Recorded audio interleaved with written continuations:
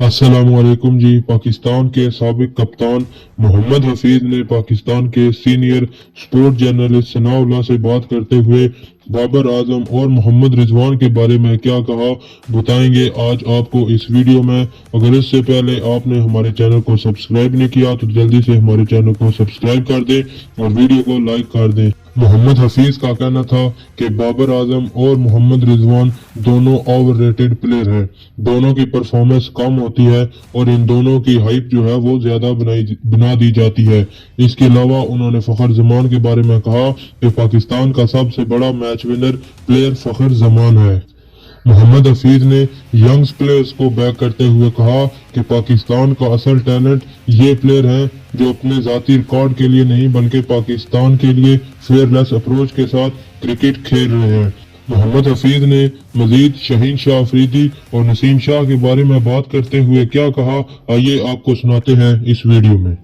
बाबर आजम और रिजवान जो मर्जी कर रहे हैं, बट पाकिस्तान के की प्लेयर तो वही है ना, ये दो हैं। इनके माइंड में मुझे लगता है कि इस वक्त थोड़ा ज्यादती कर रहे हैं हम लोग they are not the key players at the moment. इस वक्त आपका जो की प्लेयर है वो Salman Ali Agha, okay, who is winning the, देखें की प्लेयर कौन है जो विन करवा रहा हूँ, जो पाकिस्तान को मैच जितवाएगा। तो पिछले 2 साल की क्रिकेट में अगर आप जाएंगे तो सबसे मोस्ट इफेक्टिव या 1.5 साल की क्रिकेट में मोस्ट इफेक्टिव प्लेयर जिसने हर फॉर्मेट में परफॉर्मेंस दी है वो सलमान अली आगा है, वो साइम अयूब है, अभी बच्चा ये नया आया हसन नवाज ये है। तो why we don't talk on those because these are the main key players at the moment who winning matches for Pakistan. तो मुझे वो नहीं चाहिए जिसका नाम बड़ा है, हमें वो चाहिए, we should discuss those players who can do well for Pakistan for the next 10 to 15 years. तो मुझे ज़्यादा तौर पर लगता है कि हम यहाँ पे गलत है। हमारा मीडिया 1 या 2 प्लेयरों को लताड़ देता है, 1 या 2 प्लेयरों की हाइप क्रिएट कर देता है, और तो जो बाकी लोग हैं जो बहुत अच्छा रोल प्ले कर रहे हैं। Fakhar Zaman is one of the match winner for Pakistan cricket. हमने कभी उसको उस जोन में डिस्कस ही नहीं किया। साइम अयूब पिछले साल से जब से आए हैं, he is on and off playing very good innings for Pakistan cricket. Salman Ali Agha winning more matches for Pakistan cricket. अभी ये बच्चा Hasan Nawaz he is producing all the results for Pakistan cricket. तो हमें तो इन बच्चों को, इन लड़कों की डिस्कस करना चाहिए। मुझे लगता है कि इस वक्त हमें रिजवान और बाबर से उनके स्पॉट को लेके I think they should be worried about it. उनको अपने आप को जस्टिफाई करना है एज ए प्लेयर।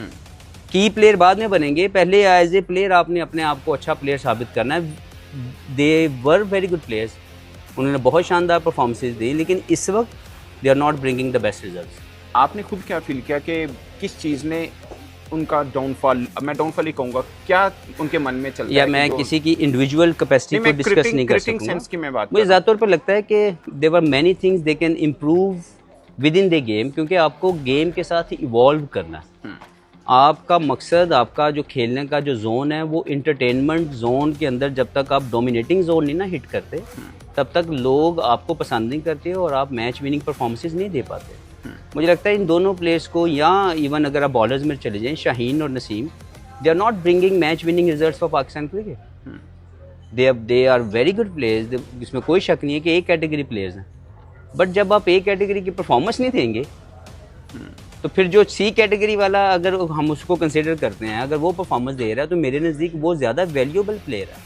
तो मुझे लगता है ये 4, 5, 6 प्लेयर्स जो इर्द गिर्द हमारे जो मेन कोर है, they are not producing the best results, और इनको ही जिम्मेदारी लेनी पड़ेगी। और अगर ये जिम्मेदारी नहीं ले रहे, there is always a better option waiting for you. जैसे हसन, एक आम पाकिस्तानी ये सोचता है कि इंडिया पाकिस्तान क्रिकेट बिल्कुल साथ साथ में चल रही थी। अब मैं इंडिया की बात सिर्फ इसलिए कर रहा हूँ कि वर्ल्ड टेस्ट चैंपियनशिप इस बार फाइनली खेले, इससे पहले 2 बार खेले हैं। T20 के वो चैंपियन है, वनडे के वो एक तरह से चैंपियंस ट्रॉफी के वो चैंपियन है। उनकी क्रिकेट हमसे एकदम इतनी वो हुई है, गैप बना है, एकदम से नहीं हुई है।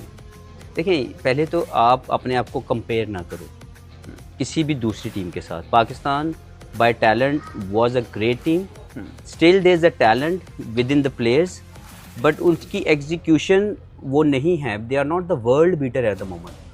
मैं हमेशा कहता हूँ कि देखें, अगर आप फ़र्ज़ करें आपकी पाकिस्तान की सबसे बड़ी जीत किस टीम के खिलाफ कंसिडर होगी? हम अभी तो फिलहाल इंडिया के खिलाफ। इंडिया। हाउ मेनी टाइम्स वो विन इंडिया?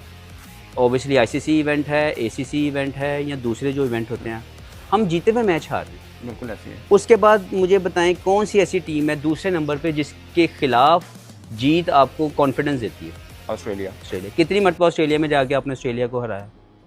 95 में लास्ट टाइम टेस्ट जीते हुए हैं। इस तो बार मैं ये वनडे हराया समझाना है। ये चाह रहा हूँ कि पाकिस्तान की क्रिकेट अनफॉर्चुनेटली इन दो बड़ी टीमें या आउट जब वो ओवरसीज़ टूर किए हमने, तो हमने वहाँ जाके बड़े बड़ी सीरीज़ें नहीं जीती।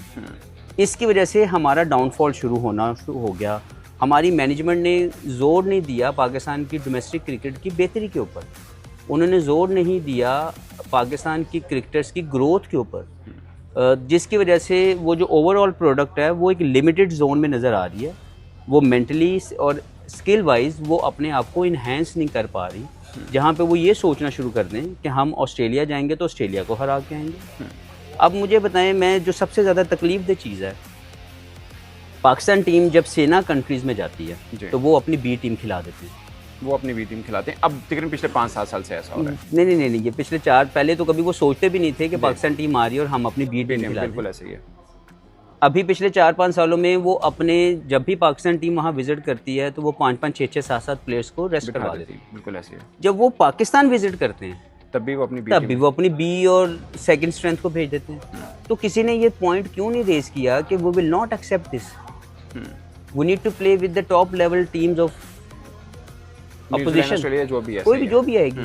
यहाँ पे हमारे मुल्क में ये टीम आ रही है, yes they are coming but they are not coming with the full strength, जिसने हमारे प्लेयर्स की ओवरऑल ग्रोथ को भी रोका। लेकिन हफीज भाई सॉरी टू से, अब आपको क्या होता है, उनकी बी टीम आती है, आप उनको 5-0 से मारे हम हार रहे हैं। हाँ, तो हम उनसे भी हार अब रहे मैं अब मुझे मेरी बात समझें कि जब आप उनकी बी टीम से हार रहे हैं तो कैसे बड़े इवेंट में आप जाके उनकी मेन टीम को हरा पाएंगे।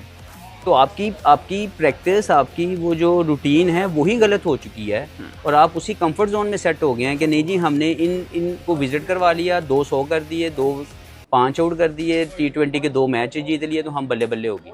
तो हमारी प्रोडक्शन अनफॉर्चुनेटली, जब हम लोग अपने सिलेक्शन क्राइटेरिया को PSL बेस कर देंगे तो हमारी क्रिकेट का यही हाल होना था जो हो रहा है। तो हमें अपने डोमेस्टिक के 4 डे क्रिकेट को हमें रिस्पेक्ट देनी है।